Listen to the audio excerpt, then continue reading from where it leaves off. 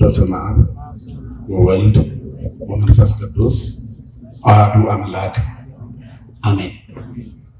ሰላም ገብርኤል መልአክ በላዕለ ማርያም ዛይረፈ ከመ እዜኑ ህዳጠው አኮትሩፈ እግዚአብሔር ሀበኒ ሲሳይ ልቡና መጽሐፈ በአፉ የሙሴ ለእመ ኮነ ጸያፈ ጰራቅሊጦስ አሮን ይኩነኛፈ። ወደ እመቤታችን የመጣውን ቅዱሱን ወንጌል የአዲስ ኪዳኑን የምስራች አምልቼና አስፍቼ ሳይሆን በጎልዳፋ አንደበቴ እንደመሰክር መንፈስ ቅዱስ ለእኔ አንደበት ለሁላችንም ደግሞ ሰሚ ጆሮና አስተዋይ ልቦና አይንፈገን። ክቡር መምህራችን መጋቤ ሐዲስ መምህር ባሕታዊ ሶፎንያስ የሁለቱም ክፍላተ ከተማ የስብከተ ወንጌል ኃላፊ፣ ክቡር አባታችን መጋቤ ሐዲስ መምህር ዘወንጌል የዚህ ጥንታዊና ታሪካዊ ካቴድራል የስብከተ ወንጌል ኃላፊ፣ ክቡራን መምህራን የደብረ ነጎድጓድ ቅዱስ ዮሐንስ ቤተክርስቲያን የስብከተ ወንጌል ኃላፊ፣ ክቡር መምህራችን መምህር ኃይለ ልዑል፣ ክቡራን ካህናት ሊቃውንት ለጸዋዕነ ስመክሙ ወለጸዋዕነ አስማትክሙ ሊቃውንቱ ስማችሁን የጠራናችሁም ያልጠራናችሁ የደብሩ የካቴድራሉ አገልጋዮች፣ በልዩ ልዩ አገልግሎት በዚህ ቅጽረ ግቢ ውስጥ የምትገኙ የሰማዕቱ የቅዱስ ጊዮርጊስ ወዳጆች፣ የሚገባውን በስርዓት የሚወጣውን በስርዓት የምታስተናግሩ ቁጭ ብላችሁ ሳይሆን ቆማችሁ አንድ ቦታ ረግታችሁ ሳይሆን እየሰራችሁ ለነፍሳችሁ የሚሆነውን ወንጌል የምትማሩ ወጣቶች ወንድሞቻችን እህቶቻችን፣ ከምንም በላይ አጽናኝ የሆነውን የሕይወትን ቃል ለመስማት እዚህ የተገኛችሁ ምዕመናኑ፣ ምዕመናት፣ አባቶች፣ እናቶች፣ ወንድሞች፣ እህቶች፣ ሕፃናት እንደዚሁም ወንጌል ደግሞ በመላው ዓለም በቃል እንዲተላለፍ የተለያዩ ማህበራዊ መስኮቶችን መንፈሳዊ አድርጋችሁ ከፍታችሁ ከፊታችን ያላችሁ እናንተም የምትማሩ ለሌሎችም የምታስተላልፉ ወንድሞቻችን በእግዚአብሔር ስም እንደምን አመሻችሁ፣ እንደምን ዋላችሁ፣ እንደምን ቆያችሁ። ለባህሪው ሽረት ለመንግስቱ መልፈት የሌለበት የዘመን ዘመናት ባለቤት የጨለማችን ብርሃን የሞታችን ትንሣኤና የትንሣኤያችን በኩር ከሞት ወደ ሕይወት ከርክሰት ወደ ቅድስና ያሸጋገረን የደከመ ጉልበታችንን በፍቅሩ ያደሰልን ዘወትር የሚራራልን አባት ድካማችንን አይቶ የሚረዳ እስራታችንን የሚፈታ ስብራታችንን የሚጠግን ፍቅሩ ከእናት ልጅ በላይ ውድ የሆነ መድኃኒተ ዓለም ኢየሱስ ክርስቶስ ስሙ ለዘላለም የተመሰገነ ይሁን። ለዓለም ሕዝብ ሁሉ የተስፋ ምንጭና የድኅነት ማስገኛ የሆነች እግዚአብሔርን የምናይባት የሕይወት መስታወታችን፣ ስለ አምላክ የምንነጋገርባት ቋንቋችን፣ የዕድሜያችን ማስረዘሚያ ቀመር፣ የምሕረት እናት ንግሥት የፍጥረት ሁሉ እመቤት ቅድስተ ቅዱሳን ንጽሕተ ንጹሐን ሰአሊተ ምሕረት አቁራሪተ መዓት መዓትን የምታርቅ ምሕረትን ለፍጥረት ሁሉ የምትማጸን የጭንቅ አማላጅ የጌታችን የአምላካችን የፈጣሪያችን የእግዚአብሔር እናታችን የመስቀል ስር ስጦታችን ድንግል ማርያም ስሟ የተመሰገነ ይሁን። መላእክት፣ ቅዱሳን፣ ጻድቃን፣ ሰማዕታት ሁሉ ይልቁንም በዚህች ዕለት መታሰቢያው በዚህች በዓት ደግሞ የስሙ መታሰቢያ የስሙ መዘከሪያ በዓቱ በስሙ የተሰየመለት ሊቀ ሰማዕታት ቅዱስ ጊዮርጊስን ጨምሮ ሁሉ የጌታ ባለሟሎች እንደየክብራቸውና እንደየሞገሳቸው ክብርና ምስጋና ይድረሳቸው። ቴቄል እንደ እግዚአብሔር ፈቃድ የምንማማርበት የትምህርታችን ርዕስ ቴቄል።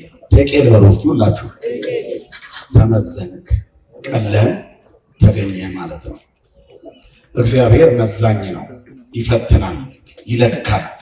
ሁሉም ሰው የተሰጠው ጸጋና በረከት አለው። የእግዚአብሔር ሚዛን ውስጣችንን ይለካል።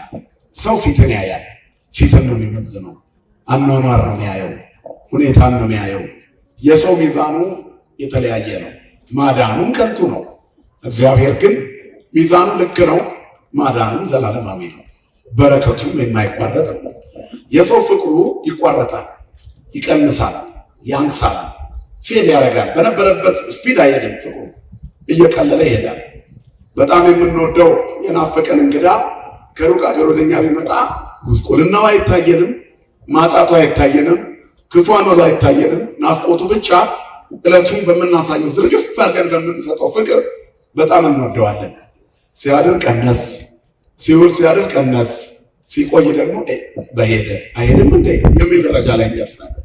አያችሁ፣ ፍቅራችን ወራት ነው።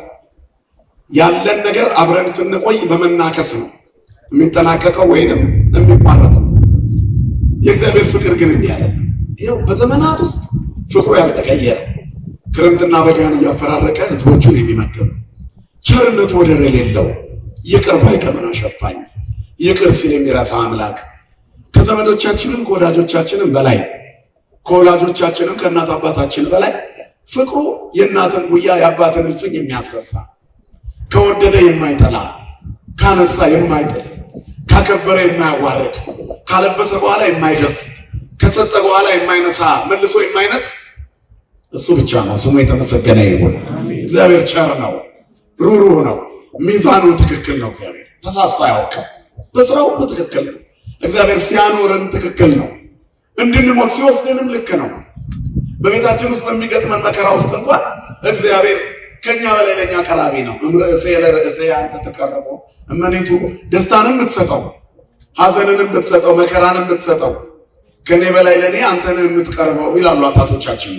ከኛ በላይ ለኛ የሚቀርበን እሱ ብቻ ነው። ከምናስበው በላይ የሚያስብልን እሱ ነው። የሚበጀና የሚያስፈልገን ከሆነ ለልጅነታችን የአባትነት ስጦታው ልመናችንን እንኳን አይጠብቅም።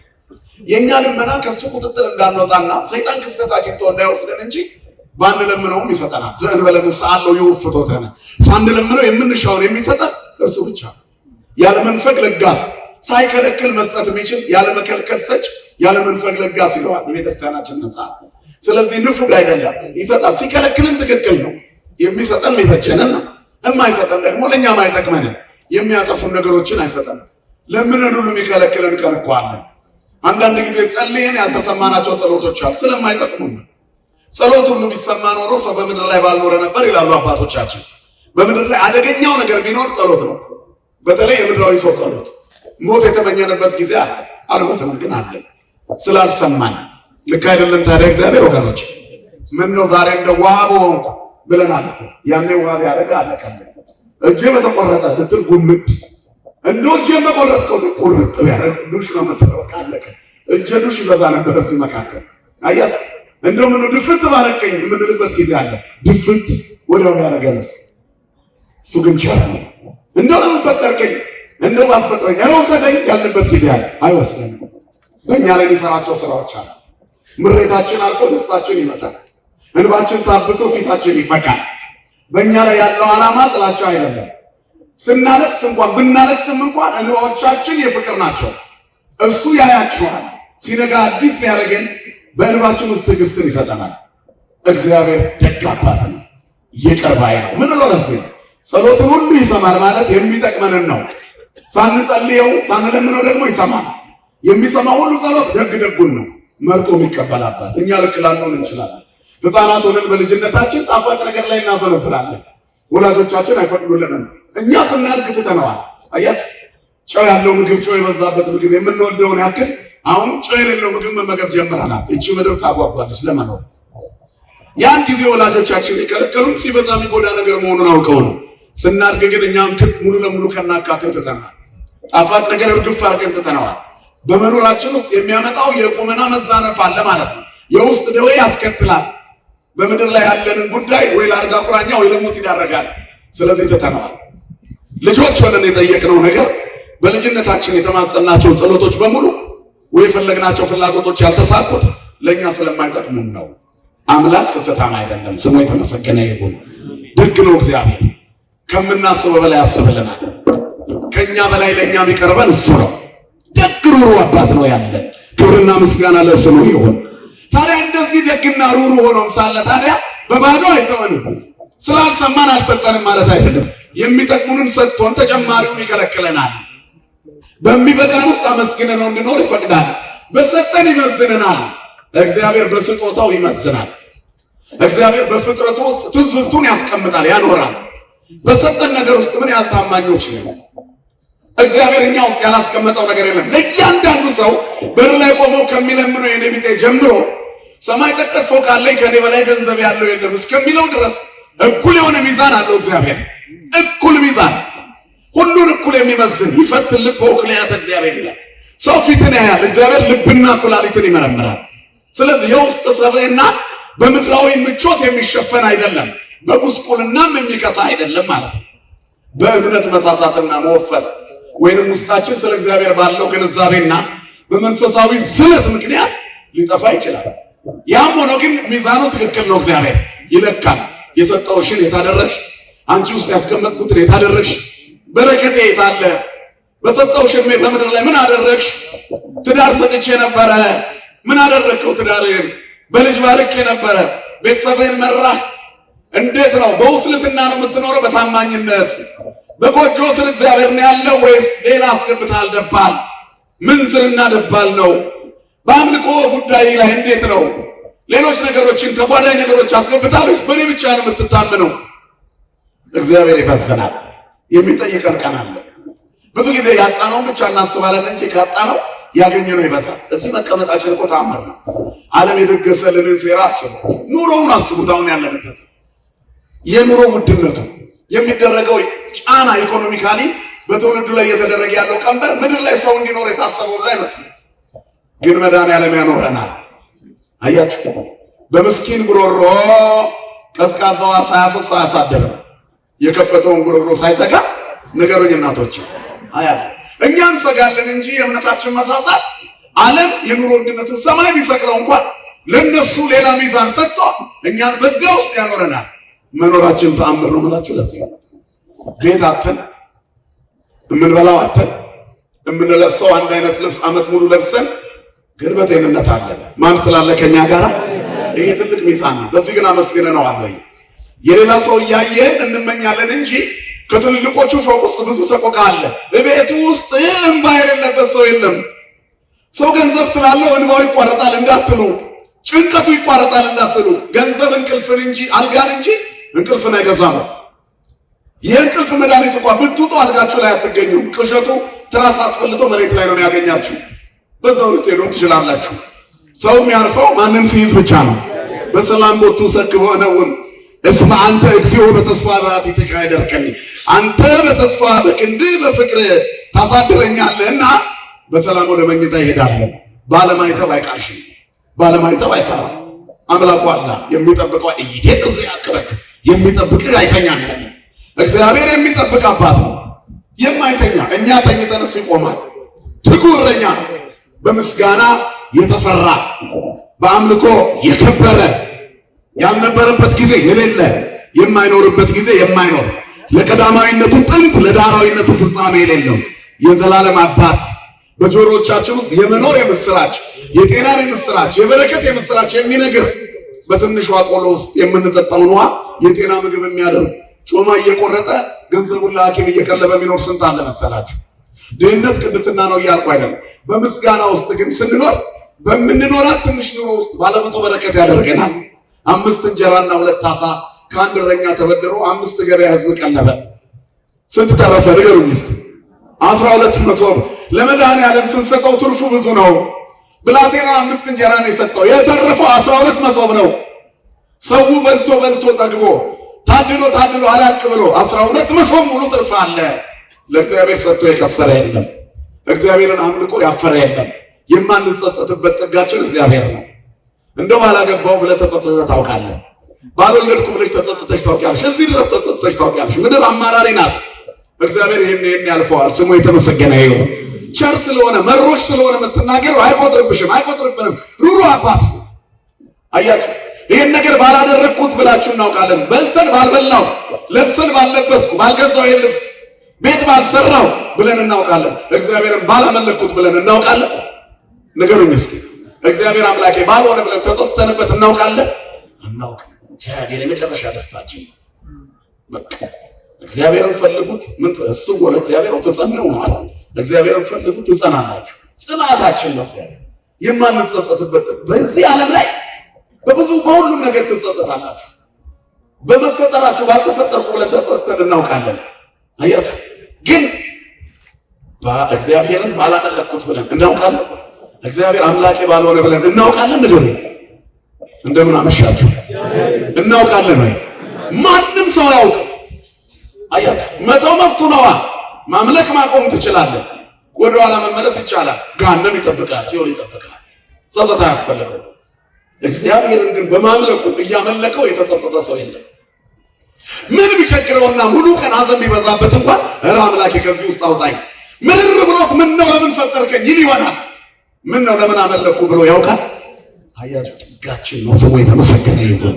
ይህ አምላክ ለእያንዳንዳችን የሰጠን ጸጋ አለ፣ በረከት አለ፣ ይመዝነናል። በመጨረሻው ዘመን የምንጠየቀው ጥያቄ አለ። አሁን በምድር ላይ ባለው ኑሮ ውስጥ በዚህ ሰዓት በሰማይቱ ደጅ ላይ ያንቀላፉ ሰዎች አሉ። ደዌ ሳይዛቸው ምንም ነገር ሳይጎድላቸው የእረፍት ሰዓታችሁ ለወንጌል የደከማቸው ሰዎች አሉ። ይሄ ሚዛን ነው። ቴቄል ይላል፣ ተመሰንክ ይላል። ቀሎ ከመገኘት መድኃኒዓለም ይሰውረን። የታሪኩ ባለቤት የናቡከደነጾር ልጅ ብልጣሶር ይባላል። ናቡከደነጾር ዓለምን እንደ ሰም አቅልጦ እንደ ገል ቀጥቅጦ የገዛ ፍጹም አምባገነን መሪ ነበረ። የእስራኤል ኃጢአት አላውያኑን ከፍ አደረጋቸው። በምንኖርበት ውስጥ አለቆቻችን የሚጠነክሩብን በእኛ ኃጢአት ምክንያት ነው። እግዚአብሔር እንደ ቄጠማ ማርገፍ ይላል። አያችሁ፣ እኛ በጠነከርን ቁጥር አገዛዝ ይጠነክርብናል። እኛ ከሱ በራቅን ቁጥር በምድራውያን ቁጥጥር ስለሆነ እንወድቃለን። እስራኤል እንዲህ ነበሩ። ለእግዚአብሔር የመገዛት መንገዳቸው ሲላላ አላዊ መንግስት ያዝባቸዋል። ይወረራሉ፣ ይዘረፋሉ፣ ይመታሉ። በጣም ብዙ ጊዜ እስራኤል ሕይወት ይሄ ነው። ትንሽ ሲያገኙ እግዚአብሔር በሰጣቸው እንጀራ ጣዖት ያመልካሉ። እግዚአብሔር በሰጣቸው ገንዘብ ይታበዩበታል። በዚህ ዘመን ያለ ነው። እኛም እንደዚሁ ነን። ስራ ፍለጋ እንንከራተታለን፣ እንለምነዋለን። እግዚአብሔር ከዚህ ኑሮ አውጣኝ፣ እንደው ያለውበት ኑሮ መሮኛል እንለዋለን። ለሰማዩ ያዘጋጀን አምላክ የምድሩንም በረከት አይነሳንም። ስለዚህ ከበረከቱ፣ ከረድኤቱ፣ ከጸጋው፣ ከቸርነቱ ይሰጠናል። ክቡር አባታችን እየመጡ ነው። ተነስታችሁ ቁሙና ተቀበሏቸው።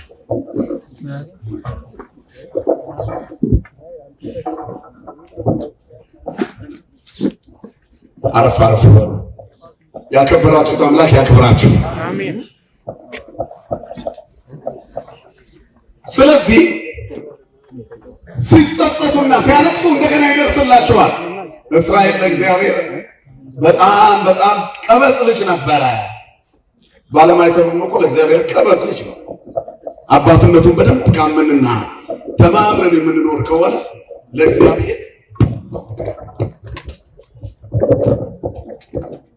ለእግዚአብሔር ቀበጥ ልጆች ነው። አያችሁ ምን ማለት ነው? በጣም ተጠግተን ተነጫንጨን በቀላሉ የምንሰማ ትንሽ ስናቀመርም ወዲያው የሚሰጠን። እስራኤል እንደዚህ ነበሩ። ይገርማቸዋል። አንዳንድ ልጅ አለ ቤት ውስጥ ገና ሳይተነፍስ መነጫነጭ ሲጀምር ኧረ ስጡት ቶሎ የሚባል ልጅ አለ። የስስት ልጅ። እስራኤል ስስቱ ነበር ለእግዚአብሔር። አሁን ክርስቲያኖች ሲያመልኩት ከመቅደሱ ሳይጠፉ ስስቶቹ ነን። ግን ግራና ወደ ቀኝ ስናመነዝር ግን ስስቶቹ መሆናችን ይቀራል። ይተወናል፣ ጀርባውን ይሰጠናል፣ ፊቱን ከኛ ይመልሳል። ሕይወት ባዶ ትሆናለች፣ መንገዳችን ይጠፋል። እግዚአብሔር የቅንነት መንገዱን ያሳየን። በዘመነ መሳፍንት የእስራኤል ሕይወት እንደዚህ ነበረ። ጠላት ይነሳባቸዋል፣ ክምራቸውን ያቃጥልባቸዋል፣ ከብቶቻቸውን ይነዳባቸዋል፣ ሴት ልጆቻቸውን ይወስዱባቸዋል። ፍልስጤማውያን፣ ሞዓባውያን ይመጣሉ፣ ይዘርፏቸዋል፣ ይነጥቋቸዋል። በብዙ መልኩ ብዙ መከራ ያበዙባቸዋል። እግዚኦ ብሎ አምላካችን ብሎ ሲጮሁ እግዚአብሔር ፊቱን ይመልሳል። አንድ ሰው ያስነሳና ጠላቶቻቸውን ይመታል። በአንድ ሰው ምሶን በአህያ መንጋጋ ሺውን ይጥልላቸው ነበር። ትልልቅ ታምራት ያደርግላቸዋል። ወደ አምላካቸው መለስ ይላሉ። ትንሽ ውፍ ብለው ከጠላት ወረራ አረፍ ሲሉ እንደገና ጣዖት ካልሰራን ይላል። ሰው እንደዚህ ነው። ሲያጣ እግዚአብሔር ይላል። ሲሞላለት ትዝ አይለው። ሌሊት ኪዳን ላይ ወይም ሌሊት ቁልፍ ያዡ ካህን ከመክፈታቸው በፊት በሩ ላይ ቆሞ ክፈትልኝ ብሎ ከዘበኛ ጋር የሚጨቃጨቅ ሰው ታገኛላችሁ። ለምን ተዘጋ እንግባ ሚል። ከዛ ከነጋ በኋላ መሳለም ያቆማል። ስራ ሲያገኝ ቢዚ ሆንኩ ይላል። ስራ በዛብኝ ይላል። ለሰጠው ለእግዚአብሔር የምስጋና ጊዜ ያጣል። ለእግዚአብሔር ሰጥቶ ይታሰበናል። ተመዘግከ ነው ሚዛን። አያችሁ። ስለዚህ የእስራኤል በደል ናቡከደነጾርን አጀገነው። ጠላትን የሚያጀግነው የእኛ ስንፍና ነው። እኛ ስንሰንፍ ጠላት ይበረታል። ሰውየው እግዚአብሔርን የሚፈራ ነበር። ጣዖት የሚያመልኩ ሰዎች በሚኖሩበት ከተማ ውስጥ በፍሬያ እግዚአብሔር በጥሩ ምዕመንነት የሚኖር እግዚአብሔርን የሚፈራ ብቸኛው ሰው እሱ ነበር። መንደር ናት። የመንደሯ ሰው ዛፍ ያመልካል። በጣም ተበሳጨ። የእግዚአብሔርን ቸርነት የሚቀምስ ሰው ጠፋ። ቢሰብክ ቢናገር የሚሰማው ጠፋ። ሁል ጊዜ እየሄዱ በየሳምንቱ ዛፍ ቅቤ ሲቀቡ ይውላሉ። ይህንን ዛፍ ቆርጠዋለሁ ብሎ መጥረቢያውን ሲስሉ አለ። ከዛ በማግስቱ ተነሳና በሌሊት ማንም ሳያው መጥረቢያውን ይዞ ሲሄድ ዛፉ አካባቢ ጋር አንድ እንግዳ ሰው ጠበቀው። ያ እንግዳ ሰይጣን ነበር፣ በሰው ተመስሎ። የት ሄዳለህ? ይህን ዛፍ ልቆርጠው ነው። የእግዚአብሔርን ክብር ያጎደለ ዛፍ ይነቀል አለ። ተው አትቁረጥ፣ ከቆረጥከው ለአንተ መጥፎ ነው ይለው ጀመር። አይ ቆርጠዋለሁ አለ። እንግዲያውስ አትቆርጥም ብሎ ሊታገለው ሲሞክር በስመ ሥላሴ እኔ ሥላሴ ባሪያ እንኳን ለአንድ አለና ሰውየው ገና የሥላሴን ስም ሲጠራ ሰይጣኑ ፍንጭር ብሎ መሬት ላይ ወደቀለት። መጥረቢያውን ቀምቶ ሊፈልጠው ሲል ቆይ አትፍለጠኝ አለው። ምን ፈለግክ አለ። ጠዋት ከእንቅልፍ ስትነሳ 2 የወርቅ ሳንቲም ትራስጌ ስራ አስቀምጥልሃለሁ። ከዛም በኋላ እሱን ካጣህ በየቀኑ ታገኛለህ፣ ካጣህ ናና ቆረጠው እኔንም ትፈልጠኛለህ። ለዚህ አቅምህ ነው ካጣሁት ግን ብሎ ከዛ ተመለሰ። መጥረቢያውን በትከሻው ይዞ እንዳለው በጠዋት ከእንቅልፉ ሲነሳ 2 የወርቅ ሳንቲም አገኘ። ከበረበት በጣም በቃ በዚህ አይነት የናጠጣ ሀብታም ነው መሆኑ አለ። በየቀኑ ሲበላ ሲጠጣ ሲደሰቱ አለበት። መንዝሮ አላልቃለው የወርቅ ሳንቲም ነው። በማግስቱ ትራስጌውን ሲገልጥ የለም ሳንቲም። ሰይጣን እኮ አንዴ ምስሉን ያቀምሳል። ከዛ ውሻ አርጎ ነው የሚያኖረው። ውሻ ሰይጣን የሚያመልኩ ሰዎች አሉ። ሱፍና ከረባት ያላቸው V8 ፕላቲኒየም ምናምን መኪና የሚነዱ የሆነ ቀን ግን የሆነ የሚገብሩለት ነገር አለ። ፋንድያ ብሎ ሲላቸው ሲበሉ ታገኟቸው ይሆናል።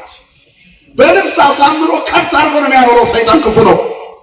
እንዳሳመረ የሚያኖር እግዚአብሔር ብቻ ነው። ስሙ የተመሰገነ ይሁን።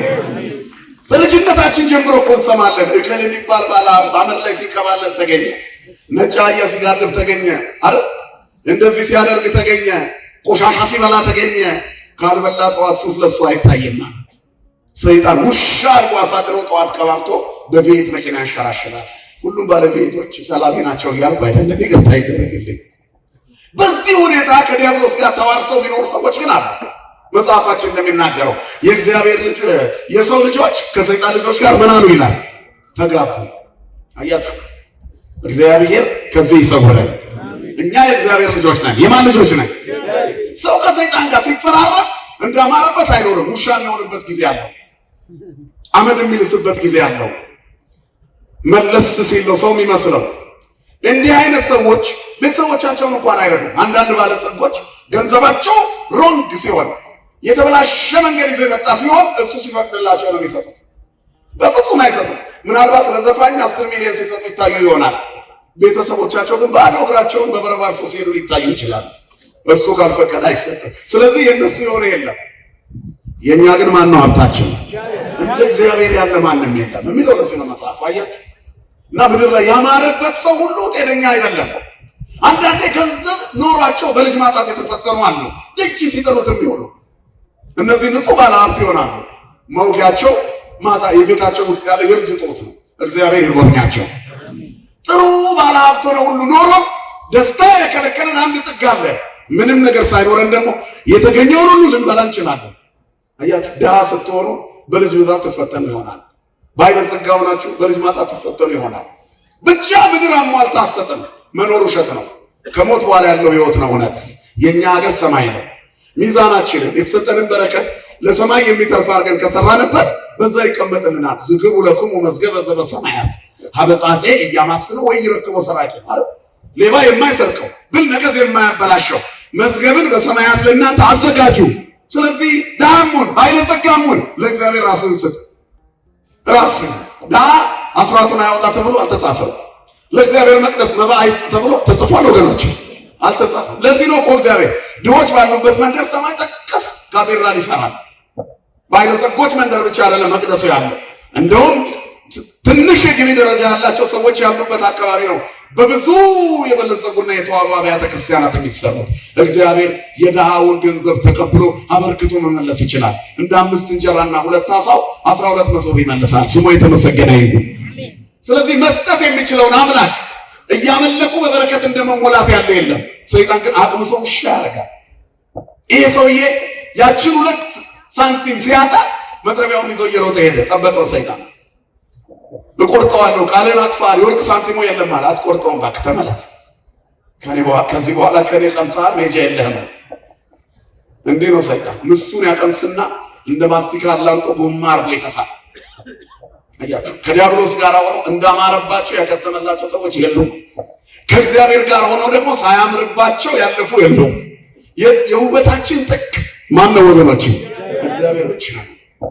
ስለዚህ ልክ መታገል ሲጀምር ወዲያውኑ ሰይጣኑ ባንዳፍታ ብድግ አደረገና መጥረቢያውን ቀማው ከሰውየው ሊመታው ሲል ኧረ እንደው በእግዚአብሔር ስም አንዴ እኔም ላውራህ አለ። ምን ፈለክ ብሎታል። ይህን ሁሉ ጉልበት በአንድ ቀን እንደጨመርክ ትናንት እኮ ሳነሳ አቅም የለህም ነበር አለ። አንተ ቀነስክ እንጂ እኔማ ያው አልጨመርኩም አለ። ትናንት ስትመጣ በመንፈሳዊ ቅናት ስላሴን ይዘህ ነበር የመጣኸው። ዛሬ ግን እኔ የሰጠሁህን በልተህ ነው የመጣኸው። ጎድለሃል። ዛሬ ሳንቲም ቀረብኝ ብለህ ነው ዛፉን የምትቆርጠው። ትናንት እግዚአብሔር ለምን አልተመለከም ብለህ በመንፈሳዊ ቅናት ነው የተነሳኸው። አያችሁ፣ እኔና እናንተ ከቤታችን ተነስተን ወደዚህ ስንመጣ ስጋዊ ነው መንፈሳዊ ነው ጉዟችን። መንገድ ላይ አቋርጦ እኮ የቀረ ብዙ ሰው አለ። የሻይ ቤት በረንዳ ላይ ጓደኛውን ሲያይ ጨዋታ ስለጣፈጠው ጊዮርጊስን ሰላም ሳይል መሽቶበት ነገር ሳለማለሁ ብሎ ይቀራል። ብዙ ጊዜ እንዲያስቀርቶናል። ጉዟችን መንፈሳዊ ከሆነ ብዙ ደግ ነገሮችን ጥሰን ማለፍ አለብን። እና አባ እንጦንስ እና አባ መቃርስ የመጀመሪያውን የምንኩስና ሕይወት መኖር ሲጀምሩ ሰይጣን በጣም የሚያጓጓ ሀብትና ወርቅ፣ ዕንቁ፣ አልማዝ፣ የከበረ ድንጋይ በፊታቸው ከምሮ ዓለምን መግዛት የሚችሉበትን ሀብት ያሳያቸው ነበረ። አባ እንጦንስ የበረሃው ኮከብ ረግጦት ያልፍ ነበር ይላል። ምን ይሰራል? ወርቅን የሚወዱ ይነቀሉ የሚለው መጽሐፍ ለዚህ እኮ ነው። ረግጦት ያልፋል። ከሰይጣን ሲሆን እኮ ነው። በወዝማ የሚገኝ ገንዘብ ምንም ብትሰሩበት ሀብት ነው። ባለጸጎች ሁሉ ከሰይጣን አይደለም። የድሃ ጥቅስ እንዳትጠቀሙ። ባለጸጋ ወደ መንግሥተ ሰማያት ከሚገባ ይልቅ ይህ ማለት ሀብታም ሁሉ አይገባም ማለት አይደለም።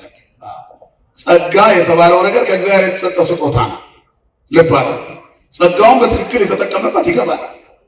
ማንኛውም ሰው ያገኘውን ነገር ከእግዚአብሔር አግኝቶ ይሆናል። ስሙን ለሰይጣን ኃላፊነቱን ለሰይጣን ሲሰጥ ያኔ ይከስራል።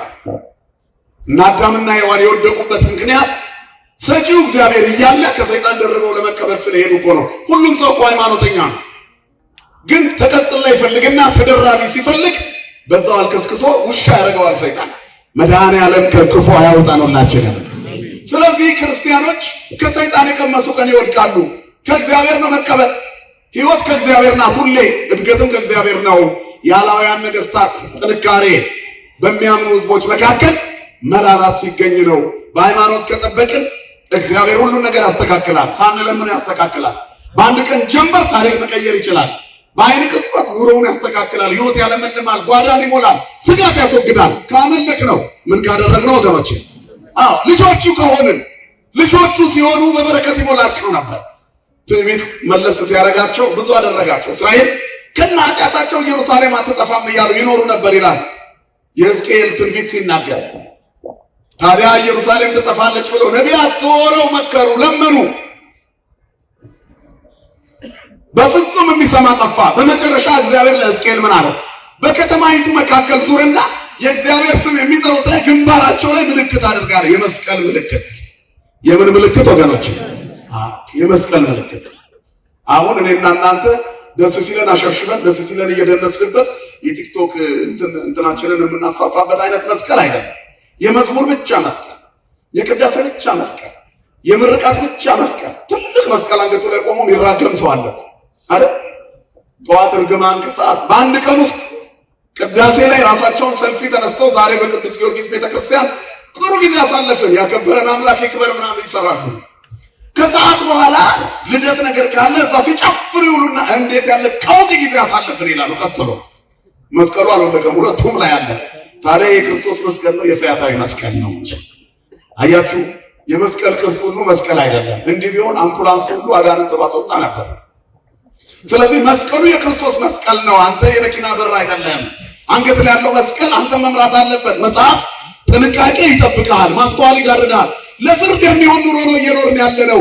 አታውቁትም እንዳንባል በመጨረሻው ጊዜ መስቀል ሁሉ እስከ ማሰር ደርሰናል። ከማወቅ አልፈን ኖራችሁታል እንዳንባል ከዚያ ከማይተቡ ስር ዝሙቱ፣ አምልኮ ጣዖቱ፣ ክፋቱ፣ ከንቱነቱ፣ ምቀኝነቱ፣ ዘፋኝነቱ፣ ጭፈራው፣ እርግማኑ በዚያ ውስጥ አለ።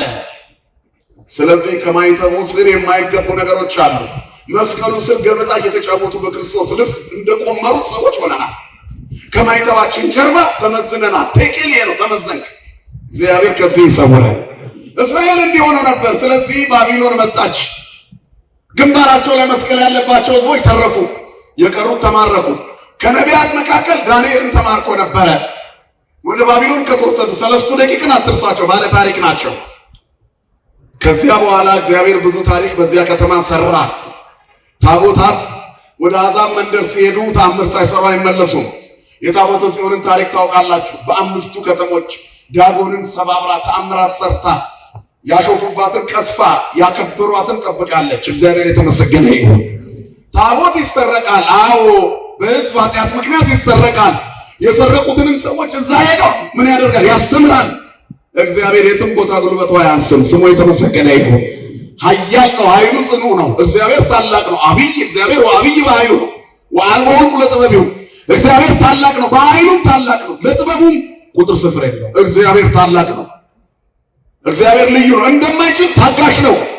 ቅርብ ሲሆን ወዳጅ ነው። ወንድም ነው እኮ እግዚአብሔር። ወንድምም ነው፣ አባትም ነው፣ አምላክም ነው እግዚአብሔር።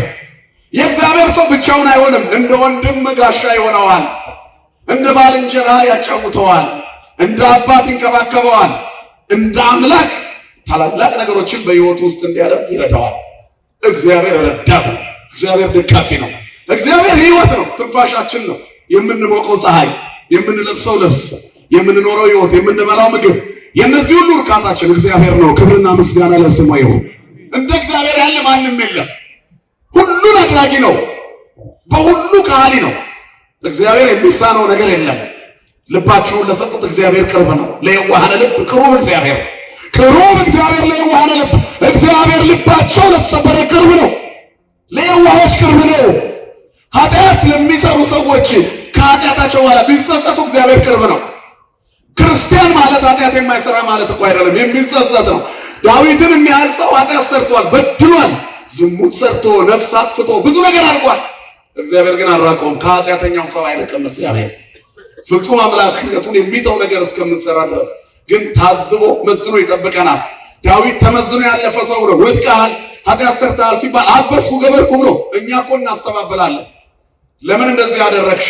ለምን እንዲያደረግሽ? ክርስቲያን አይደለሽም ብንባል መጽሐፍ ቅዱስ ውስጥ እንዲህ የሚላለ እንዴ? እግዚአብሔርን በልካችን ለመያዝ እንሞክራለን። የመጽሐፍ ቅዱስ ግንዛቤያችን በሕጹጽ አእምሮ በትንሽ አእምሮአችን የተናቀ እንዲሆን ስለታተመ ስለተጻፈ ኮምፒውተር ውስጥ ገብቶ ስለወጣ የሰማይ ቃል አይመስልንም። በዚህ ምክንያት እንስታለን። እኛ በተመቸን ብቻ ተርጉመን እንኖራለን። ትልቁ ሚዛን ይሄ ነው። ተመዝነን ከመውደቅ ይሰውረን። እስራኤል በብዙ መልኩ የተመዘኑ ሕዝቦች ነበሩ። ወድቀው የቤተ መቅደሱን ንዋያተ ቅድሳት እስከ መማረክ ደረሰ። ኢየሩሳሌም አትጠፋም በማለት ከነ ኃጢአታቸው ይኖሩ ነበር። አሁን የምንኖርበት ኦርቶዶክስ ያለችበት ቁመና ውስጥ ማን ትኖራለች ብሎ ያስባል? የእግዚአብሔር ሀገር ናት ኢትዮጵያ፣ የቃል ኪዳን ምድር ናት እያልን ብዙ ኖረናል። ግን በቃል ኪዳን ምድርነቷ እንድትቀጥል ለእግዚአብሔር አልተመቻቸንም እና በዘመናችን ከምንደሰትበት የምናዝንበት በዝቷል። የምናየው ነገር ሁሉ ነውር የበዛበት ሆኗል። ኃጢአት ቀላል ነገር ሆኗል። ነፍሰ ገዳይነት ተራ ነገር ሆኗል። ሰው በጅምላ አለቀ ሲባል እንደ ዜና አይታርገን አገላብጠን የምናልፈው ሆኗል። ሞትን ተለማምደነዋል። እግዚአብሔር የተሻለ ዘመን ያምጣልን። ኃጢአትን ተለማምደው የመጨረሻ ዘመን ላይ ሲደርሱ መቅደሱ ተማረከ። ንዋያተ ቅድሳት ከነካህናቶቻቸው ተማረኩ። የቀሩት ሞቱ፣ ተገደሉ። ናቡከደነጾር ይዟቸው ወረደ። የናቡከደነጾር ልጅ ብልጣሶር ንጉሥ እስከሚሆንበት ጊዜ ድረስ እግዚአብሔር ንዋያተ ቅድሳት ያሉበት ከተሞቹን ይጠብቅ ነበረ በነቢያቶቹ ምክንያት በነ ዳንኤል። አንድ ቀን ግን ናቡከደነጾር ሁሉም ካደላደለ በኋላ በትልቁ የቤተ መንግስት ሰገነት ላይ ቆሞ ባቢሎንን ተብለጭልጫ ቢያያት እቺ እኔ የፈጠርኳት ናት አለ። ህልም አየ። ህልሙ እንቅልፍ ነሳው። ማን ነው የሚፈታልኝ አለ። ከለዳውያን አስማተኞችና ጠንቋዮች መጡ። ሊፈቱት አልቻሉም። ዳንኤል ተጠራና ፍንትው አድርጎ ፈታው። በእግዚአብሔር ላይ በትዕቢት ተናግራል። ሰውነትን በእግዚአብሔር ፊት አላዋረድክም። በትዕቢት ተናግራል። እስራኤልን ኢየሩሳሌምን አሳልፎ የሰጠ አንተ ጀግና ስለሆንክ አይደለም፣ የእግዚአብሔር ሕዝብ እንዲማር ነው። እግዚአብሔር ሊቆነጥጠው ነው ሕዝቡን። ሕዝቡ በኃይል የሚመለስበት ቀን አለ። የእግዚአብሔር ግርማ የሚገለጥበት ቀን አለ። አንድ ቀን አለ፣ እናንተ ቤተ እግዚአብሔር የሚመጣበት ቀን። ማዕተባችሁ ሳይላላ መከራውን ታግሳችሁ ጥያቄያችሁን እንደያዛችሁ ተመስገን ተመስገን ብላችሁ ኑሩ። በምስጋና መካከል ይመጣና መላእክቱን ልኮ በበረከት ይሞላናል። ክብርና ምስጋና ለስሙ ይሁን። ለሚያመሰግኑት እግዚአብሔር ቅርብ ነው። ክርስቲያን አመስጋኝ ነው። የሚያመሰግነው ስላለው አይደለም፣ አምላክ ስላለው ብቻ። አንተ ስላለኝ ተመስገን የሚል ነው ክርስቲያን። ገነት እገባለሁ ስላመሰገንኩት፣ መንግስተ ሰማያት ወርሳለሁ ብሎ አይደለም። ገነትና መንግስተ ሰማያት እግዚአብሔር በፍቅሩና በይቅርታው የሚሰጠን ነው። ሰውነታችን ለሱ ሊሰዋ ስለሚገባ የተፈጥሮን ማንነት ለመጠበቅ ሰው ስለሆንን ማመስገን ግዴታችን ነው። ክርስቲያኖች ልናመሰግን ተፈጥረናል። እግዚአብሔርን ልናመሰግን፣ በፍቅሩ ልንኖር፣ በእቅፉ ልንመላለስ፣ ወዶኛልና አዳነኝ ብለን ፍቅሩ ስለማረከም ስሙ ለዘላለም የተመሰገነ ይሁን። ስለዚህ የእግዚአብሔር ሰው መሆን ማለት አንድን ክርስቲያን ሐሳቡን ከዓለም እይታ ይሰውረዋል። ከዚህ ዓለም የተሰወርን እኛ ቁስ ሆነን ስለምንዳሰስ ስለምንታይ አይደለም። ብዙ ነገር ታገሰን የምንኖረው ማን ስላለ ነው? ከኛ ጋር እግዚአብሔር በየቀኑ ይጎበኝናል። መኝታችን በእግዚአብሔር የተጎበኘ ነው። ጓዳችን በእግዚአብሔር የተጎበኘ ነው። ማዕዳችን በእግዚአብሔር የተጎበኘ ነው። ስሙን በየቀኑ እንጠራለና ስለዚህ መከራው ያልፋል ማለት ነው። ጨለማው ይነጋል፣ ሌሊቱ ብርሃን ይሆናል። ማን ስላለ ከኛ ጋር? መድኃኒዓለም ከሁላችን ጋር ይሁን። ይህን የታገሰ ያገኛል። እንደ እስራኤል ልባችን ካመነዘረ ግን የምንኖረው ኑሮ እየጨለመ ሰንሰለቱ እየጠበቀ ካቴናው እየጠበቀ ይሄዳል። ምሬታችንን በዛው ልክ ይሆናል። የመሳለሚያ ሰዓት ያሳጣናል ሰይጣን። ሰይጣን በሰው ልጆች ተፈጥሮ ላይ የሚያስቀምጠው ነገር ቢኖር ጭንቀት ነው። የእግዚአብሔርን ስጦታ ከማሰብ ይልቅ ማጣታችንን ብቻ እያሰብን እንድናላዝን ያደርጋል። ይሄ እኮ ነው አዳምና ሔዋን ጋር መጥቶ እግዚአብሔር ሁሉን ሰጥቶ የከለከላቸውን በለስ አጉልቶ አወራ። ስለ በለስ አወራ። በጣም አስፋፍቶ ያወራው ስለ በለስ ነው ሰይጣን። አየህ፣ ኧረ የተሰጠኝ ይበቃኛል ብሎ ሰይጣን ወደ አንተ ሲመጣ ብዙ ሊጎልህ ይችላል። ያለህን ቁጠረው፣ ሳትጨነቅ ይነጋል። ጠዋት ደግሞ የተቀደደውን እግዚአብሔር ይደፍናል። ስሙ የተመሰገነ ይሁን። ስለዚህ ትንንሽ ክፍተቶችን ሰይጣን እንዳያሰፋው ዝጉት። ምሬት እንኳን ካለ እንባችንን ወደ ማን እናርገው ወገኖች? እግዚአብሔር እንባን የሚያብስ መጽሐፍ የሰራዊት ጌታ እግዚአብሔር እንባን ሁሉ ከዓይኖች ላይ ያብሳል ይላል። አሜን። እንባን አባሽ ነው እግዚአብሔር።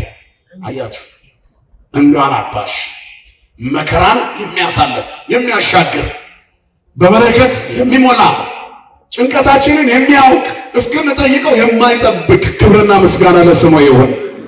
ይህንን አምላክ እኔ ነኝ የፈጠርኩት ብሎ ስለካደ ህልም አስቸገረው። የህልሙ ፍቺ እግዚአብሔርን ነቅኸዋል የሚለው ነው። ስለዚህ 7 ዓመት አውሬ ትሆናለህ ተባለ። ከአራዊት ጋር ኑሮ ይሆናል። በቤተ መንግስት ፈጣሪ ነኝ ያልከው ሰው ፍጡርነት ምን እንደሆነ እስኪገባ ለ7 ዓመት እንስሳ ትሆናለህ። የባቢሎኑ ንጉሥ ዓለምን እንደገል ቀጥቅጦ በዛ ዘመን የነበረችውን የዓለም ክንፍ እንደገል ቀጥቅጦ እንደ ሰም አቅልጦ የገዛው አምባገነኑ እንስሳ ሆነ። የትናንትናው ትልቅ ማምሻውን ወዲያው ተዋረደ። ወዲያው ይላል ጭራ አብቅሎ ፀጉር አውጥቶ ይላሉ አባቶቻችን። ጫካ ገባ፣ ቅጠል መብላት ሆነ፣ እንስሳ ሆነ። ክቡር የነበረ ሰውነቱን ስላዋረደ በእግዚአብሔር መለኮታዊ ክብር ላይ ስለተገዳደረ ወደቀ። ከዛ 7 ዓመት ቆይቶ ወደ ልቡ ተመለሰ። እግዚአብሔር ወደ ልባችን ይመለሳል። የመከራው ዘመን ሲያበቃ ወደ ልቡ ተመልሶ አምላኬ ሆይ ይቅር በለኝ የሁሉ ነገር ፈጣሪ አንተ ነህ ሲል ወደ ሰውነት ተመለሰ። ተመልሶ ዙፋን ላይ ወጥቶ ከብሮ ሞተ። እግዚአብሔር ተዋርደን ከመሞት ይሰውራል። ልጁ ብልጣሶር በሱ ተተካ። እንደተተካ ለሺህ መኳንንቶቹ ግብዣ አደረገ። ባለ ሲመት ማክበሩ ነው በሱ ቤት። ግብዣው ላይ ሚስቶቹንና ቁባቶቹን ሰብስቦ ደስ ባለው ጊዜ ይላል አባቴ ማርኮ ያመጣቸውን የእስራኤልን ንዋያተ ቅድሳት አምጧቸው፣ ከቤተ መቅደስ ከኢየሩሳሌም መቅደስ የመጡትናል። ከዚያ በጽዋዎቹ ወይን ጠጅ ጠጡባቸው። በወርቅ ሳህኖቹ፣ በጻሕሎቹ፣ በመሰዊያዎቹ መስዋዕት በሚቀርብባቸው ሳህሎች ፈትፍተው በሉባቸው። በቤተ መቅደሱ ምንጣፍ ጨፍረው ደነሱባቸው። ክቡሩን የእግዚአብሔር መቅደስ አዋረዱ። በዚህ ጊዜ እግዚአብሔር መልአኩን ከሰማይ ላከ። አንድ ጣቶች ይላል በግድግዳው ላይ ሲጽፉ ለንጉሱ ታዩት። በወይን ጠጅ የሰከረው ንጉስ አይቶ ማያውቀው የእግዚአብሔር ጣት ከሰማይ የመልአኩ ጣት ሲጽፍ እግዚአብሔር የላከው ጣት ከሰማይ ተልኮ ሲጽፍ ተመለከተ። ከዛም በኋላ ደነገጠ። ጉልበቶቹ ተብረከረኩ። የወገቦቹ ጅማቶች ተፈቱ። ስካሩ ለቀቀው። ድንጋጤ ያዘው። ልቡ ሊወድቅበት ደረሰ። አስማተኞችና ጠንቋዮቹን ጠራና ይህን ግድግዳ ላይ የተጻፈውን ጽሑፍ አንብቡት አለ። ግድግዳውን ሞልቶ ተጽፎ ነበረ። የሚያነብ ጠፋ። ንግስቲቱ ቀረበች። የናቡከደነጾር የነበረች ወደ ውስጥ ገብታ ነበር። መጣች። አንተ በግብዣ ፊት ለፊት ካስቀመጥካቸው ከለዳውያን ጠንቋዮች ይልቅ ወደዚህ ግብዣ ያልተጠራ ዳንኤል የሚባል ዕብራዊ ያለ እስራኤላዊ እግዚአብሔርን የሚያምን የኢየሩሳሌምን አፈሮች እየበተነ የሚጸልይ ማለት እየነሰነሰ የሚጸልይ። ቀጥሎ ባለው ንጉሥ ዘመን የሚደንቅ ታምር እግዚአብሔር በአናብስት ጉድጓድ ውስጥ ለዳንኤል ያደርግለታል። ጻድቅ እያበራ ይሄዳል። የጻድቅ መንገድ እንደ ንጋት ብርሃን ነው ይላል። ሙሉ ቀን እየተጨመረ ይነጋል። እያደግን እኮ ነው የምንሄደው። ፈተናችን በጨመረ ቁጥር ድላችን ከፍ ይላል፣ ሽልማታችን ከፍ ይላል። ማን ስለሚሰጠን? እግዚአብሔር። ክብርና ምስጋና ለስሙ ይሁን። ትልቁ መከራን መታገስ ነው። የክርስቲያን ብጽዕናው መከራ መታገስ ነው አይደል? በመከራ የሚጸና ብፁዕ ነው ይላል መጽሐፍ። ብፁዕ ብእሲ ዘይቴገሳለ እኪት እስመ ተመኪዮ ይነሣ አክሊለ ሕይወት ዘአሰፎሙ እግዚአብሔር ለእለ ያፈቀርዎ።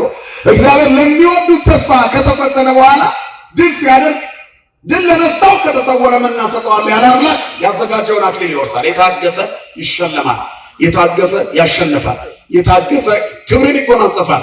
የታገሰ እንባው ይታበሳል። የታገሰ አዲስ ይሆናል። እንደገና አሮጌውን ተፈጥሮ አራግፎ ሐዘን ትካዜን አስወግዶ የደከመ ጉልበትን በፍቅር አድሶ እንደገና ማቆም የሚችል ታማኝ አባት አለን። ክብርና ምስጋና ለስሙ ይሁን። ስለዚህ የታማኙ እግዚአብሔር ልጆች ታግሰው ይኖራሉ፣ ድል ያደርጋሉ። የእግዚአብሔር ልጆች የመሆን ምልክቱ ይሄ ነው። ከእግዚአብሔር ጋር መዋል ነው ባለ ድል የሚያደርገው። ጠብቁት እግዚአብሔርን። አንድ ቀን እግዚአብሔር ይመጣል፣ ባዶነታችን እንዲሞላ ይመጣል። ለብዙ ጥያቄዎቻችን መልስ ሊሰጥ ይመጣል። እግዚአብሔር ይጎበኘናል። በፍጹም የኛ ቤት ውስጥ ሰይጣን አይሰለጥንም። ዲያብሎስ ይተነኩሰን ይሆናል ከይሲ ስለሆነ እንጂ አያሸንፈንም። ድል የምንነሳበት ማይተም ከኛ ጋር አለ። አምላካችን እግዚአብሔር በፍቅር ይጠብቀን ሁላችንም። ከዚህ በኋላ ዳንኤል ይምጣ ተባለ። ዳንኤል መጣ። ንግስቲቱ አባትን ናቡከደነፆር እንስሳ ሆኖ መጥቶ እንደገና ወደ ቤተ መንግስቱ እንደሚመለስ ትንቢት ነግሮት ተመልሶ ሰው ሆኖ ነው። ያው አንተም እንደምታውቀው ልጁ አይደለህ። ስለዚህ ዳንኤል ይምጣ፣ የአባትን የሚፈታ ያንተን የሚፈታል። ይህን ጽሑፍ ማንበብ እሱ ይችላል አለ። የሰማይ ጽሑፍ ለማንበብ በምድር የሰማይ ተጠሪ መሆን አለብን። ምስጢራት የሚገባን ኦርቶዶክሳውያን የሰማይ ልጆች ነን፣ የዚህ ምድር ልጆች አይደለንም። ሀገራችን የት ነው ንገሩኝ እስኪ? በሰማይ ነው። አያችሁ፣ እኛ የሰማይ ሰዎች ነን። ለዚህ ነው የሰማይ ወንጌል የሚገባን።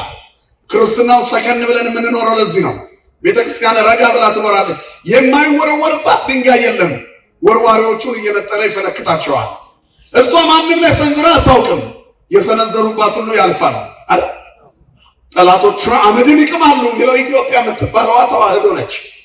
በክብሯ የኖረች በማይተዋ የኖረች እግዚአብሔርን የሚያመልክ ሕዝብ ነው። ኢትዮጵያ ታበስደው ያበ እግዚአብሔር። ኢትዮጵያ እጆቿን ወደ እግዚአብሔር ትዘረጋለች ማለት ሀገሪቱ ማለት ሕዝቦች ናቸው። እግዚአብሔርን እያመለኩ በኢትዮጵያዊ ውበት የሚኖሩት ደግሞ የተዋህዶ ልጆች ናቸው። ክብርና ምስጋና ለአምላካችን ይሁን። ብንጸናና ምንጠብቅ እግዚአብሔር የተሻለ ያደርጋል። አያደርግም? ያደርጋል። አሁንም እንመለስ፣ ያጎደልነውን እንብላ እንጂ እግዚአብሔር ከኛ ጋር ነው። ሚዛን ላይ ነው ያለው ወንድሜ። ቴቄል ከመባል ይሰውራል። ስለዚህ መጣ ዳንኤል። ከዚያ በኋላ ምን አለ? የወርቅ ማርዳ አንገቱ ላይ የወርቅ ጉንጉን አንገቱ ላይ ያደርግለታል። የወርቅ ልብስ አለብሰዋለሁ መጎናጸፊያ፣ በመንግስቴም ሶስተኛ አደርገዋለሁ። ይሄን የሚፈታ አለ ንጉሱ። ደንግጧል። መንፈሱ አስቸገረ፣ ታወከ። መቆም መቀመጥ አቃተው። ከዛ መጣ ንጉሶ፣ ሽልማቱ ስጦታ ላንተ ይሁን። እግዚአብሔር ስለፈቀደ ግን ይሄ በዕብራይስጥ የተጻፈውን ጽሑፍ ሰማያዊ ንባብ እኔ አነብልሃለሁ። የሰማይ ምስጢር እኛ ነን የምናነበው። የተክለ ሃይማኖት ልጆች እኛ ኦርቶዶክሳውያን ይገባናል። ጻድቁ እንዴት ወደ እግዚአብሔር መንግስት እንደወረሱ ይገባናል። የምናኔው ምስጢር ለሌላው ተረት ሊሆን ይችላል፣ ለእኛ ይገባናል። አታስረዳው፣ ተወው። ላይገባው ይችላል። የጻድቁ ታምር ላይገባው ይችላል።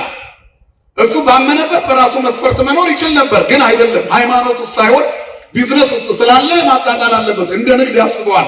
ይሄ ቤት ግን የንግድ ቤት አይደለም፣ የበረከት ቤት ነው። ይሄ ቤት የሰማይ ነፍሳት መሰብሰቢያ ቤት ነው። ይሄ ቤት የሰማዩን እንጀራ ከሰማይ የወረደውን የሕይወት እንጀራ ክርስቶስን ተመግቦ ሰው ወደ ሰማይ የሚወጣበት መሰላል የተተከለበት ቤት ነው። ከኢትዮጵያ ሰማይ ስር ያሉት ቅዱሳን በሙሉ ኦርቶዶክሳውያን ናቸው። መሰላሉን ካህናቱ ይዘውን ከእግዚአብሔር ጋር የሚያገናኙን እነ ቅዱስ ጊዮርጊስ ናቸው። ክብርና ምስጋና ለአምላካችን ለእግዚአብሔር ይሁን።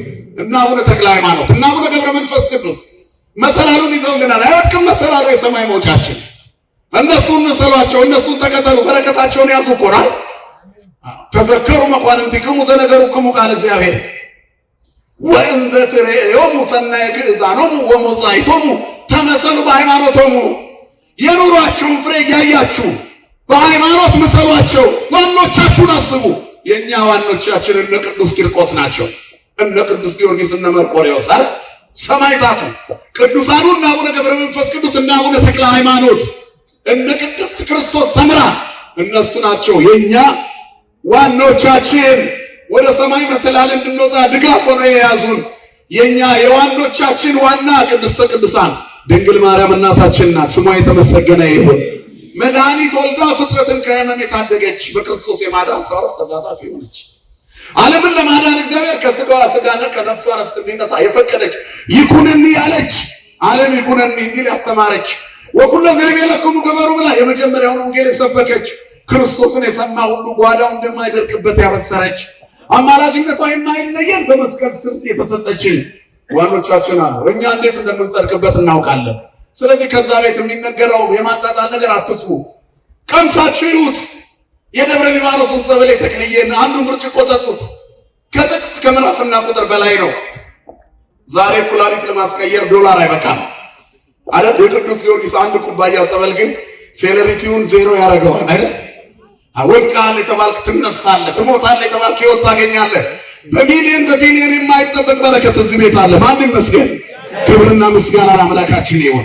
ጣዕሙ ወታዕምሩ ከመ እግዚአብሔር ቸር እንደሆነ ቀምሳችሁ ይሁ ቸርነቱን ይሁ። ዋኖቻችሁ ቅዱሳንን አስቧቸው። እነሱም ማሰብ የበረከት ባለቤት ነው። ስለዚህ የምስጢር ጓዳ ናት ቤተክርስቲያን። ያልገባን ካለ እዚህ ነው የሚብራራው። ጃንደረባው ኢትዮጵያዊ ባኮስ ኦርቶዶክሳዊ ነው። መጥቶ ታቦተ ጽዮን ጋር ነው የሰገደው። በሌላ በር አልገባም። በመስኮት የመጡትን ተዋቸው እንጂ በአጥር የገቡትን ተዋቸው። በዋናው በር ነው የገባው። ጃንደረባው መጽሐፍ ቅዱስ ውስጥ አለ፣ እኛ መጽሐፍ ቅዱስ ውስጥ አለን። ወንድሜ አንቺ መጽሐፍ ቅዱስ ውስጥ አለሽ። ለኦርቶዶክሳዊነት መንፈሳዊ እውነተኛነት፣ ለሃይማኖቷ ትክክለኛነት መጽሐፍ ቅዱስ ነው ራሱ ማስረጃው። ባኮስ ኢትዮጵያዊ ጻድቅ ነው ጃንደረባው። መች እንደመጣ እንዴት እንደመጣ ምን ይዞ እንደመጣ እኛ ቤት አለ። ይዞት የመጣው ቅርስ የመጀመሪያ ያነበበው መጽሐፍ እኛ ቤት አለ። አያችሁ፣ እኛ ቅርሱን ይዘናል። የቅዱሳንን ልብሳቸውን አስማቸውን ይዘናል። እውር የሚበራበት ለምጻም የሚነጻበት የሰማዩን መሰላል እንቃርገው የሚይዙልን ድንግል ማርያምን ሳሊለነ ቅድስት ብለው እኛ እንድንወጣ እንዳይወድቅ የያዙልን እግዚአብሔር ከመሰላሉ በላይ አለ አይደል? ህልሞቻችን በሙሉ ሰማይ የሚያደርሱን ናቸው። ክርስቲያን አይቃሽም፣ አይታወክም፣ አይረበሽም። ሳሊለነ ቅድስት ብሎ የሚውል ቀኑን አይወሻብርም፣ አይረበሽም፣ አይታወክም። ማታ ወደ መኝታው ሲገባ አምላኬ ሆይ ብሎ ተማጥኖ የሚተኛ በሰላም ያድራል። ዘያድር በረድኤተ ልዑል ወይነብር ውስተ ጽላሎቱ ለአምላከ ሰማይ። በልዑል መጠጊያ የሚኖር ሁሉን በሚችል አምላክ ጥላ ስር ያድራል። ክንዱን ተንተርሰሽ ትተኛለሽ፣ አንዳች አይረብሽሽም። ችግሮች ቢመጡ እንኳን አማትሮች ተመለሰች ትተኛለሽ። መድኃኔዓለም እጃችን ላይ ያስቀመጣት እቺ በቀላሉ እንዲህ የምንላት ብዙ መንገዶቻችንን ብርሃናማ ታደርጋለች። አያችሁ፣ እቺ በቂ ናት። ማንን ነው የምጠራው ስደነግጥ? የእግዚአብሔርን ስም አይደል? ይሄ ሚዛን ነው በራሱ። የምንታመንበትን አምላክ መስቀሉን ነው የምንይዘው። ደከ ሰይጣን ነው የሚለው ክርስቲያን አይደል? በቃ ሰይጣን እኛ ጋር ድል ፈንታ የለውም። መድኃኔዓለም በቤታችን ይንገስልን። ስለዚህ የሰማይ ምስጢር ይገባናል። የሰማዩን ደብዳቤ ማንበብ ጀመረ። አባት ናቡከደነፆር 7 ዓመት ሙሉ ቅጠል እየበላ የኖረበት ምክንያት በእግዚአብሔር ላይ በትዕቢት ስለተነሳ ነው። ንስሐ ገብቶ ሲመለስ እግዚአብሔር ክብሩን ሰጠው። አንተ ግን ሰውነትህን የጠበቃትን ሰውነትህ በእጁ ላይ ያለችውን እግዚአብሔርን ንቀህ ንዋያተ ቅድሳቱን ወይን መጠጫ አደረግከው። ለሰማይ መስዋዕት የተዘጋጀውን ንዋያተ ቅድሳት ጽዋውን ዕቁባቶች እየጨፈሩ ጠጡበት። ጣዖት አመለኩ። ከእንጨትና ከብር ከድንጋይና ከብረት የተሰሩትን እያመለኩ ንዋያተ ቅድሳቱ ላይ ተሳለቁ። እግዚአብሔር በዚህ አዘነ። ጽሕፈቱ ማኔ ቴቄል ፋሬስ ነው። 3 ናቸው። ማኔ ማለት እግዚአብሔር መንግስትን ነጠቀ። ሳትሾም ተሻርክ፣ ሳትቀመጥ ተነሳ፣ ሳትቆም ወደቅክ ማለት ነው። መንግስት ተለወጠ። ቴቄል ማለት ተመዘንክ። ስልጣን ሰጥቶ ነበር፣ ክብር ሰጥቶ ነበር፣ ቀን ላይ ተገኘ። ፋሬስ ማለት ለፋርስና ለሜዶን ተላልፎ መንግስት ተሰጠ። ይህም እንደሰማ ብልጣሶር የወርቅ ማርዳ ባንገቱ ላይ ያደረገለት ለዳንኤል። በዚያው ዕለት ማታ የከለዳውያን ንጉሥ ዳሪዮስ ነገሰ። የባቢሎን ንጉሥ ብልጣሶር ተገደለ። እግዚአብሔር ላይ የተሳለቀ ጥቅም የለው። ምን ቢያምርበት አያስቀናም። ኢትቅና ላይ ለኩያን ወይ ትቅና ላይ ለገበርታ አመፃ፣ በክፎች ላይ አትቅና፣ አመፃን በሚያደርጉ ላይ አትቅና ይላል መጽሐፍ። እስመ ከመሳይ ፍጡነ የብሱ ወበከመ ሐመልማል ሐኖ ፍጡነ ይወድቁ ነው። ተወከል በእግዚአብሔር ወግበር ሰናይ።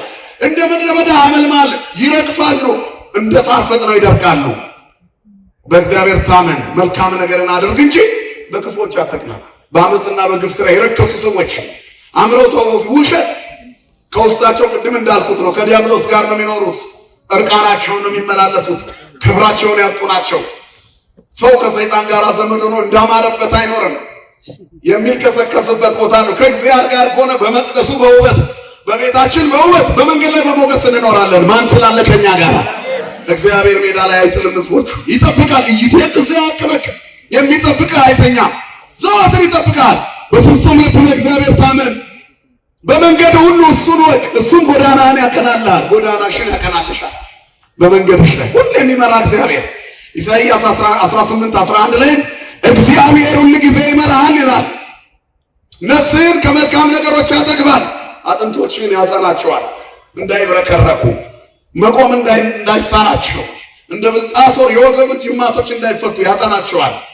አንተም እንደሚጠጣ ገነት ውሃዎቹ እንደማያቋርጥ ፈሳሽ ትሆናለህ። ገነት በአራቱ አፍላጋት ጠጥታ ለምልማ ፍሬ ትሰጣለች። አንተም ለሌሎች የምትተርፍ ትሆናለህ እኮ። አንቺም ለሌሎች ትተርፊያለሽ። ክርስቲያኖች ለሌላ ይተርፋሉ ክርስትናውን ሲኖሩበት። ስለዚህ ከተከለከልነው የተሰጠን ይበዛል፣ ካጣነው የያዝነው ይበዛል። በረከታችሁን ቁጠሩ ምዕመናን፣ ካለበለዚያ ተመዝነን ወድቀን እንቀራለን። ለክርስትናው ምቾት እንደዚህ ዘመን የተሳካ የለም። በፈተና ጥንካሬ ደግሞ በየቀኑ እንደዚህ ትውልድ የሚፈተን ላይኖር ይችላል። ምክንያቱም ባለማይተብ በዝቷል። በዚህ ዘመን እግዚአብሔር ብዙ ሰራዊት አለው። እግዚአብሔር በጥቂቱ ደስ የሚለው አምላክ ነው። አሁን ግን ብዙ ሰራዊት አለው። ያ ሰራዊት ጥርት ያለ እንዲሆን ጌዲዮን መርጦ እንደ ውሻ የሚልሱትን አሳዶ የፈሩትን ተመለሱ ብሎ አክብረው በእጃቸው ቁልል ያለው መርጠው እንደሚጠጡት የተመረጠን ለመሆን ያውቃል። ስለዚህ የመማረር ጊዜ አይደለም፣ የማመስገን ጊዜ ነው። የስንፍና ጊዜ አይደለም፣ ደግሞ የመማፀን ጊዜ ነው። ያኔ እግዚአብሔር በክብር ይሰጠናል። ቴቄን ነው ተመዘንክ። የተሰጠን ጸጋ አለ እንጠቀምበት። ሳምንቱ የመልክሊት ሳምንት የአገልጋይነት ሳምንት ነው። የተሰጣችሁን ጸጋ አገልግሉበት። ምንድን ነው የሚጠበቀው? አሁን ቅዱስ ጊዮርጊስ መተናል። ታቦቱ ከኛ ምን ይፈልጋል? መቅደሱ ይታደሳል። ከዚህ ከተቀደሰው ወደ 100 ዓመት ገደማ ከኖረበት መቅደስ ወጥቷል። ለምን? እኛ እንድናድሰው። የተባረኩ እጆች ይህን መቅደስ ትላንት ሰርተውታል አይደል? ዛሬ ደግሞ አንቺን ልታደሽ ይፈቀደልሽ። ምን ኖሮኝ አትበይ። እንደመበለቷ 2 ፍራንክ ስጪ። እነሱ ጥግ ላይ ይቆሙና በወርቅ ቀለም ያጽፉልሻል። እግዚአብሔር የተመሰገነ ይሁን። የልባችንን ጥራት የሚፈልግ አምላክ እንድንሰራ ፈልጓል። የታቦት ስራ አለብን። የምን ስራ አለብን? ያመናችሁ ነገሩ የምን ስራ አለብን? በቃ መቅደሱን እያደሱ ነው የቤተ መቅደሱ ሰዎች። ስለዚህ የሚታደሰው መቅደስ እኛ ነን። መቅደስ ማለት ሰው ነው። ይህን ስንሰራ እኛ እንሰራለን። እግዚአብሔር እሱን ስንሰራ እሱ የኛ ምን አድርጋል? ስራልናል። ታማኝ አባት ነው እግዚአብሔር። ወዳጅ ነው፣ ታማኝ ወዳጅ። እግዚአብሔር ታማኝ ነው። እንደ እግዚአብሔር ታማኝ የለም። ስሙ የተመሰገነ ይሁን። ስለዚህ አሁን ለመቅደሱ ጊዜ ተሰጥቶናል። አሁን ስመጣ ወጣቶቹ መቅደስ እኮ እየሰራን ነው፣ ታቦቱን አውጥተነዋል። እውነት ነው አይደል አባታችን? ታቦቱ ሕግ ወጥቷል፣ እኛ እንድናድሰው። የተባረኩ ነገስታት አድሰው የሰሩት መቅደስ እኛ ደግሞ የነዛን ነገስታት እጅ በረከት ሊሰጠን ይኸው አብሮን ቆሟል። ማን ይመስገን? ክብርና ምስጋና ለስሙ ይሁን። እኔ እንዳው ለመቅደሱ ጠራኝ፣ እኔን ኃጢአተኛው ለመቅደሱ ጠራኝ። ለካ እጅህ ንጹህ ስለሆነ ነው። አንተ ና መቅደሴን ስራ ተብለሃል። ዳዊትን የሚያህል ንጉሥ የለም። ሄዳ ከዳዊት አንበልጥም እኛ። ቅዱስ ነው። እጅህ ንጹህ አይደለም አሰራልኝ ማለት እግዚአብሔር። አይ ተጠርተሽ መተሽ እዚህ እግዚአብሔር ካልፈለገሽ አሰኬት ትሄጃለሽ። እጅሽ ደም አለበት ማለት ነው። እያለ ማሰጥ ከሆነ አንተም አታስታውሰው፣ አስታውስ እንደምንም። ለምን እጄ ስስታም ሆነ? የሆነ ቦታ ላይ ተዘረግፋለህ እኮ በስሜት። ከበር መልስ ካልከፈልኩ ትላለህ እኮ ስትወጣ ልትጸጸት። ለእግዚአብሔር ሰጥቶ የተጸጸተ የለም፣ ሲወጣ ይሞላለታል። እግዚአብሔር የሰጡትን አክስሮ ያውቃል? ንገሩኝ እስቲ። አያውቅም? ክብርና ምስጋና ለስሙ ይሁን። ታማኝ አባት ነው። እየተመዘን ነው፣ ከመቅለል ይሰውረን። ስለዚህ ተመዘናል። መክሊት ተሰጥቷል። አየህ፣ የዚህ ሳምንት ትምህርት ይሄ ነው። ባለ 3 ባለ 1 ባለ 2 አይደል? ባለ 5 ባለ 2 ባለ 1 ይሆናል። እኔና እናንተ ግን አንቅበረው፣ እናውጣው። መበለቷ ባለ 1 መክሊት ነች፣ ግን ከባለ 5ቱ መክሊት የበለጠ ነው እግዚአብሔር የባረካት። ባለጸጎቹማ ከትርፋቸው ሰጡ፣ እሷ ግን ትዳሯን ሁሉ ሰጠች አለ። መቀነቷን ስታራግፍ 2 ሳንቲሞች ተከባለ ወደቁ። ሳንቲሙን የሚሰበስቡ ፈሪሳውያን አላዩትም። ወገብ ተፈቶ መቀነት ተፈቶ ቋጠሮ ተፈቶ ውርውር ሲደረግ በንጹህ ልብ እየተሰገደ እግዚአብሔር ይህን ታውቃለህ ሲባል መድኃኔዓለም በዘመነ ስጋዌ ስጋ ለብሶ ተቀምጦ ነበር ያያል። ከሁሉ አስፈልጣ እሷ ሰጠቻለ። እግዚአብሔር ልብሽን ያያል። በድህነትሽ ውስጥ በኑሮ ውድነት ውስጥ መቅደሴን ስሪልኝ እያለ ይገርማል። ከስጦታ ሁሉ ትልቁ ከጉድለት ላይ መስጠት ነው። የምስጋና ሕይወት እኮ ነው ይሄ። መድኃኔዓለም ይሄን እንድንሰራ ይርዳን ሁላችንም።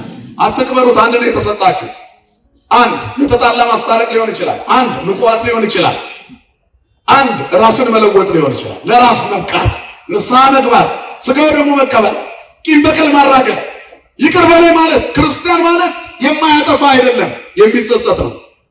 ያጠፋል እኮ ክርስቲያን ግን ይጸጸታል። የሚጸጸት አይምሮ ባለቤቶች ነን። ምን ነው ለምን እንዲያደረኩ የምንል። አንድ አባት ሁለት ልጆች ነበሩት ይላል ወንጌል።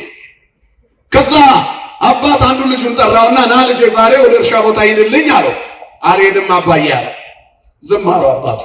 ሌላኛው ሊጠራውና ልጄ እባክህ ዛሬ እርሻ ቦታ ሂድልኝ አለ። ኧረ አባዬ ችግር የለም እሄዳለሁ አለ። እሄዳለሁ ያለው ቀረ። ጨዋታ አታለለ። አልሄድም ያለ ግን ምን አለ? ዋ ነከኝ። አባቴ እኮ ነው የአብራኩ ክፋይ ነኝ። ከጉልበቱ ወጥቼ ሽኮኮ አድርጎ አሳደጎኝ። ማሳቤን ለራሴ ነው። ልጅነቴን ሁሉ በጥሩ ንጽህና ያሳደገኝ አባቴ ለምን እንዲመለስኩለት አይሄዳለሁ። የአባቴ ትእዛዝማ መፈጸም አለብኝ ብሎ እርሻ ሄደ። የኛው ቀረ። የትኛው ልጅ ሰራ? የሄደው ወይስ የቀረ? እምቢ ብሎ የሄደው። አያችሁ፣ አንተ የትኛው ነህ? እሺ ብለህ የቀረኸው ነህ ወይስ እምቢ ብለህ የሰራኸው? አያችሁ፣ እግዚአብሔር ተነጫንጨን እንኳን ለምናደርገው ደከመኝ ብለን እንቅልፍ እያነጫነጨን የምንመጣ ሰዎች አለን እንኳን አይደል እሑድ። ምክንያቱም ዲያብሎስ የእሑዱን እንቅልፍ በጣም ያጣፍጠዋል። ከሰባቱ ቀናት ጣፋጩ የእሑድ ጠዋት እንቅልፍ ነው። እንዴት እንደሚጣፍጥ አይደል? እየተንገዳገድን ምንም ብሎን ስመለስ ተኛለሁ ብለን እንሄዳለን። አስቀድሰን ስንመለስ እና በላስተኛ የምትለው እንቅልፉ የለም። ጤነኛ እንቅልፍ አይደለም። መጀመሪያ የሚመጣው በረከት ሊያሳጣህ ንቅት አይንን ከፍተህ ነው የምትውለው። ስትመለስ ደግሞ አልቆ ቆመኔው አልቆ እኮ አስቀድሰሃል፣ ዘምረሃል፣ አሸብሽበሃል። ግን ስትመለስ አልደከመህም። የቤቱን በረከት ስለጠገብክ እንቅልፍ የሚጫነ ሰይጣን ለቆ ሄዷል። ማን ይመስገን። መክሊትን አትቅበል። የሰንበትን ሌሊት በቤተ መቅደሱ ነው። እግዚአብሔር ካንተ ጋር ይሆናል። እኔ መቅደሱ። ስለዚህ እግዚአብሔር ከኛ እጅ የሚፈልገው አለ። ይዞን ሰጥቶን ከኛ የሚጠብቀውን ሲቀበል ሌላ ተጨማሪ ይሰጣል። ብዙ ከእግዚአብሔር የምንፈልጋቸው ነገሮች አሉ። እኛ ግን ረስተናቸዋል። እሱ አይረሳቸውም። ስለዚህ ለእግዚአብሔር እንሰጠኛ መጀመሪያ በጊዜው ከፍ እንዲያደርጋችሁ ከኃይለኛው ከእግዚአብሔር እጅ በታች ራሳችሁን አዋርዱ። እሱ ስለ እናንተ ያስባል። እሱ ለቤትህ፣ ለልጆችህ፣ ለትዳርህ፣ ለኑሮ እግዚአብሔር ያስባል። ነገ ምን ይሆናል አትበል። ዛሬ እሱ ከሆንክ ነገ አይጥልህም። ታማኝ ነው። እግዚአብሔር አይጥልም። እግዚአብሔር አይጥልም። እመኑኝ። አሁን ነገን የፈራን ሰዎች ብዙ አለን እዚህ ውስጥ። የእኛ ነገ መድኃኔዓለም ነው። አያችሁ፣ ለእኛ ነገያችን ዛሬ ቅዱስ ጊዮርጊስ ዋስ ይሆነናል። ደጁ ቁጭ ብለህ ያንተን ነገ ሊያጨልም አያደርገውም። ሰማዕቱ ቅዱስ ጊዮርጊስ በፈረሱ ይደርስልሃል። የቅዱስ ጊዮርጊስ አምላክ ይድረስልን። ተመዝነን ከመቅለል ይሰውረን። በበረከት ከፍ ያደርገን። ባለመክሊቶች ያደርገን። የሰማዕቱ በረከት አይለየን። ንስሐ ገብተን ሥጋው ደሙ ተቀብለን የመንግስቱ ዜጎች ለመሆን ያብቃን። የእግዚአብሔር ቸርነት፣ የድንግል ማርያም አማላጅነት፣ የሰማዕቱ የቅዱስ ጊዮርጊስ አማላጅነት፣ የቅዱሳን መላእክት ጥበቃ፣ የአበው ጸሎትና ምልጃ አይለየን። ይቆየን። ወስብሐት ለእግዚአብሔር።